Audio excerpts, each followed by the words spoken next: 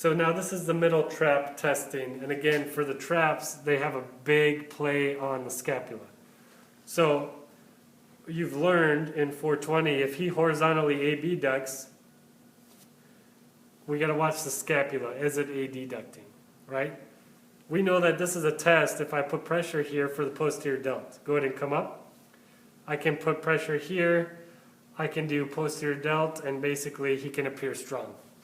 Now if we use that exact same test for the middle trap, we can get a false get a false positive or a false negative, right? So we can say that, hey, middle trap is strong when posterior delt's doing everything.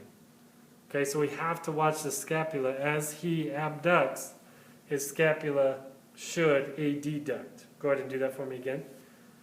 If he does that, that's great. We can put resistance here, but recognize posterior delt plays a big role. So I tend to like to put resistance on the scapula again. Go ahead and lift up for me.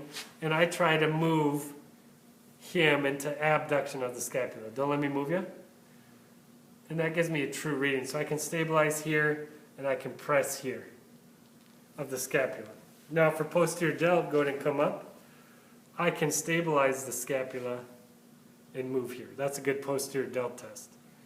If you're giving resistance here for middle trap, you're probably not going to get a great result. But if you come up, go ahead and come up for me. And if I push here, I should be stabilizing on the opposite scapula. Okay, so just to recap, for middle trap performance, I like to put resistance on the scapula to try to abduct the scapula so that we kind of take the posterior delt out of the equation.